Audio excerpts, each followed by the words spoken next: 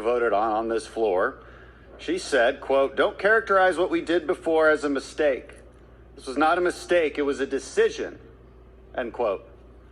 When asked what had changed, why she is finally coming to the table on COVID relief, her response was simple: a new president. We've known for months that Speaker Pelosi was holding the American people hostage for political gain. I've said it, my colleagues have said it. While Americans suffered under unscientific, foolish lockdowns, Pelosi withheld relief for political purposes. Not policy purposes, but political purposes. But we now have a full admission. She said the quiet part out loud.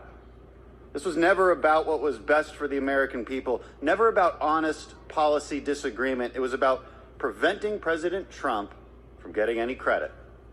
It was about politics. Speaker Pelosi made a simple calculation. She bet that if she could keep Congress from reaching a deal on COVID relief, that would hurt President Trump and Republicans and give her more power. Even when members of her own party asked her to bring common sense, standalone, bipartisan relief measures to the House floor that would easily become law, she refused. She would say over and over again that nothing is better than something. And she was being honest.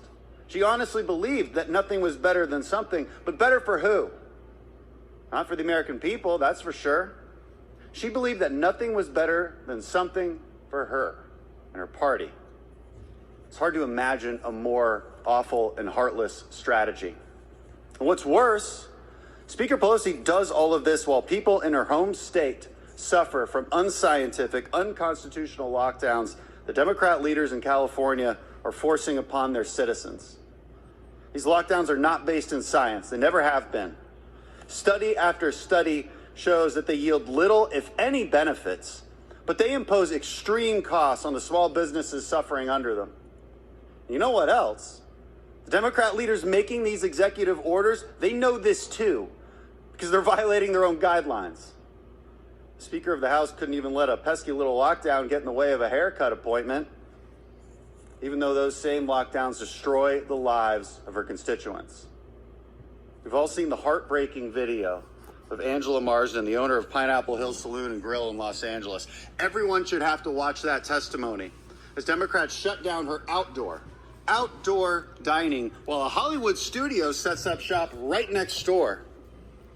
She represents millions of Americans suffering who have taken note of the hypocrisy of these lockdowns, of the double standards, as big businesses can operate freely while small businesses are shamed into submission and told wrongly that they are the ones who must sacrifice to slow the spread, that the demise of the business they spent their whole lives building is the price to pay because if it just saves one life.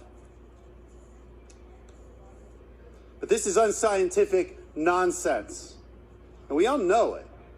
Study after study shows outdoor dining is safe, that outbreaks are not occurring because of our small businesses, our gyms, our restaurants, our salons, and yet these small businesses are in the crosshairs of cowardly politicians across the country. This madness has to stop. This arbitrary application of executive orders is deeply, deeply unconstitutional.